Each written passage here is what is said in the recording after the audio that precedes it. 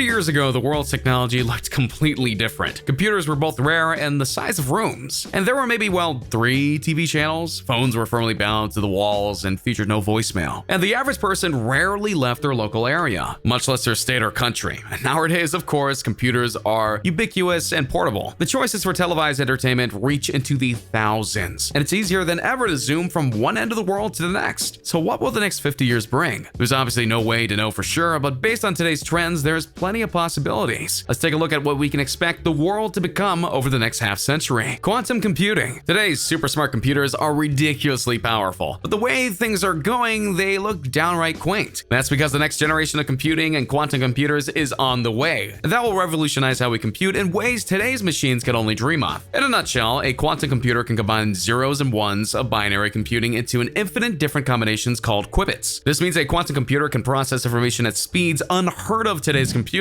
This could be both a good thing and an extremely foreboding thing. To play the pessimist, quantum computers are so fast and so complex that they could possibly hack countless passwords within seconds, possibly even milliseconds. That's not bad news for your Gmail account. That's just bad news for national security. Government passwords, missile launch codes, and so many other government secrets would need constant adjusting to keep up with the bad people wielding quantum computers. It almost makes one hope physics professor Mikhail Diakonov is correct when he predicts that quantum computers are simply too complex to ever become practical or mainstream. Then again, that's what the experts thought about computers of today. Computers in your bloodstream. Remember when computers were the size of walk-in closets? Now we can fit an entire computer into a phone that slides in and snugs into your pocket. What's more, we actually have some computers that are so small that they can fit into our bodies and work to fight diseases such as Parkinson's. But we're not stopping there. Within 50 years, and quite possibly sooner, we'll likely shrink the technology even further to the point that we can get it straight into our blood. The potential for machines smaller than blood cells is enormous. We can send them into disease bloodstreams, and thanks to wireless technology, command it from the outside to deliver medicine directly to the source, fighting off any disease that really threatens our precious blood. Cancer, AIDS, bloodborne STDs, and so many other destroyers of lives could be ancient history soon enough, thanks to technology previously thought possible only in the magic school bus books. Air travel will be so much more awesome. Air travel is just over 100 years old and has evolved at an extremely rapid pace, but there's still a lot more that can be improved. That means flying around in 2070 will be so much better than in 2020. Some of the possibilities include automatically shifting seats based on how many people are on the plane, which would solve the #1 complaint of air travel: not enough legroom. While this idea may only work when flights aren't completely booked, it's only a matter of time before we figure out how to adjust the seats to satisfy the legs on a fully booked plane. Beyond that, the biggest change would be the simple speed. The first planes could only go a few miles per hour, whereas today's planes, passenger planes, and etc. can reach speeds close to 600 miles per hour. There's no reason to think that in 50 years we'll be going even faster, and we may be able to go from one end of the world to another in just a few hours. And we'll certainly be able to fly across country in no time flat, even if when it's a large nation like the United States. As for improving in-flight meals and making the bathroom bigger, and those kind of challenges may require a couple more centuries. Saying goodbye to grocery shopping. Many of us despise grocery shopping, especially on busy weekends, and so more and more grocers offer online shopping to combat this hatred of actually going to their store. But soon enough, that will seem to be old-fashioned. There's a good chance that the refrigerator technology will just become as smart as the rest of your house, to the point where your icebox will know what's inside of it and essentially shop for you. Your fridge and freezer might be wirelessly connected to your Whole Foods account or whatever, and so once it senses that you're running low on butter, bananas, ground beef, or anything else you program it to do, it will automatically order you some more, as a driver would simply just bring you everything and voila, instant restock fridge. There's no reason to think such wireless connectivity wouldn't work for dry food either. Your cuppers, your pantries, and cabinets could all be equipped with sensors and cameras designed to let your favorite market know when you're low on a can of beans or pasta or whatever else your stomach desires. As far as getting the money to pay for said groceries, you'll still be on your own for that. Holographic bosses, virtual workspaces. Movies have plenty of time that showcase holographic technology, whether it be virtual sergeants calling into the war room or Princess Leia informing Obi-Wan Kenobi of the R2-D2 that he's their only hope. Real-life holograms really do exist, though they're mainly archival footage of music stars like Tupac that seem to make it as if we're watching them live. Soon enough, though, there's going to be all kinds of technology that won't be confined to fictional entertainment. Holograms will become ubiquitous to the point that where your boss may be able to conduct meetings with no employees present. That's already a possibility thanks to Skype and other such meeting apps and programs, but the next level would be to involve your boss virtually appearing in your home via a hologram and speaking to you live. That would make telecommunicating, already an increasingly popular activity, a reality for so many more workers. The only downside would would be micromanaging bosses who are hologramming into your living room every 5 minutes to make sure that you're working and not watching The Price is Right instead.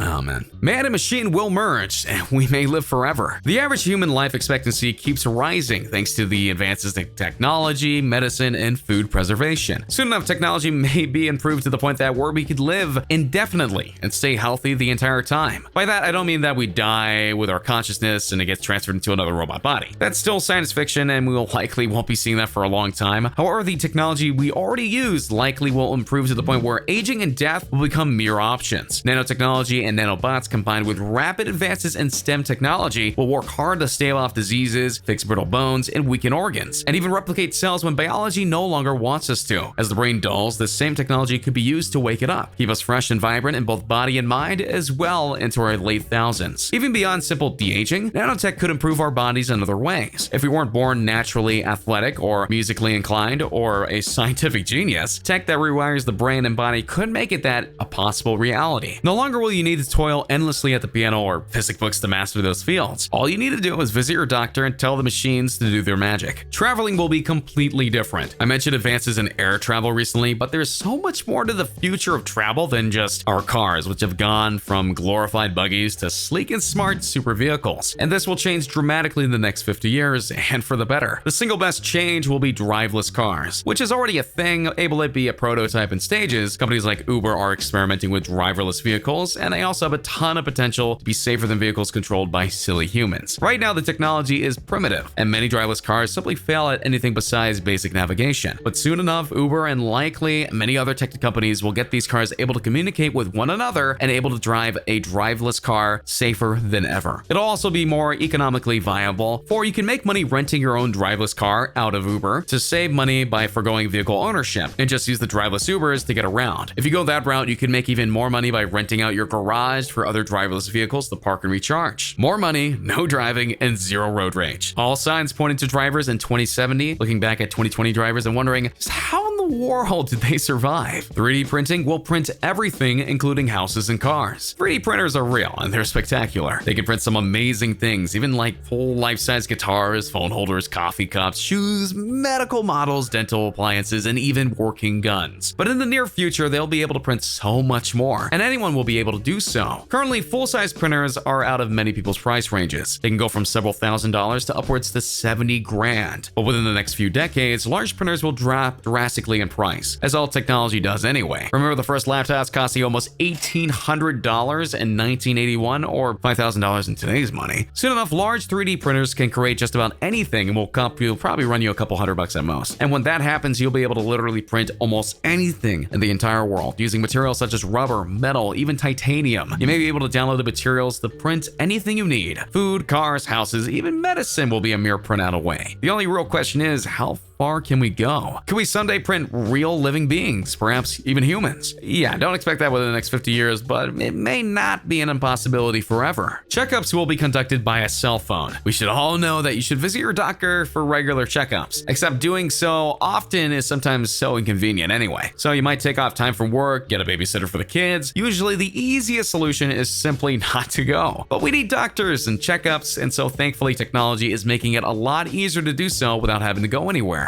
Apps already exist and are improving all the time that can essentially give you a full body checkup with the comfort of your own home. These apps can test your heart, blood, saliva, lungs, and analyze your cough for any possible abnormalities. It's only going to get better too, and it's very possible that within a few decades, apps will be able to scan your body like an airport x-ray and automatically send your results to your doctor. If there's anything wrong, the doctor will inform you. Combine that with your 3D printer assembling your medicine for you, and your living room now has become both your doctor's office and pharmacy. The scanning technology, as with all testing apps previously mentioned, already exists, but it's not ready for anything resembling public use. But eventually it will. Both the public and the medical community will embrace it as the future. It'll be easy, convenient, and you won't have to deal with waiting in the room. The world population will exceed 9 billion. All this grand technology is wonderful, but if the world itself doesn't change somehow, it may not matter much. Within 50 years, experts predict that our planet population will increase to 9.4 billion people. That some feel as much as Earth can handle. The problem is, people population is also a dangerously high population. Though we obviously don't know for sure what will happen, but there's a good chance by 2070, a population of almost 9 billion and a half will suffer more diseases due to overcrowding, and more food shortages simply due to the fact that there's not enough resources to feed everyone. Energy consumption is also a huge issue since there's too many people requiring too much heat and electricity for Earth may not have enough to go around. There's another related endless debate issue as well. Global warming, if trends don't change, our world 50 years from now might look drastically different. Bodies of water like the Dead Sea might be, appropriately enough dead, and may have little to no rainforests remaining in the world, and polar ice caps will be barely half of what they are today. And ensuing the dryness of our world could cause wildfires and make 2018 California fires seem like fun and games. So if we don't take care of our planet and all our 3D printers and self-stocking fridges and driveless Ubers, yeah, those things won't change the world of 2070. It won't be a terribly fun one.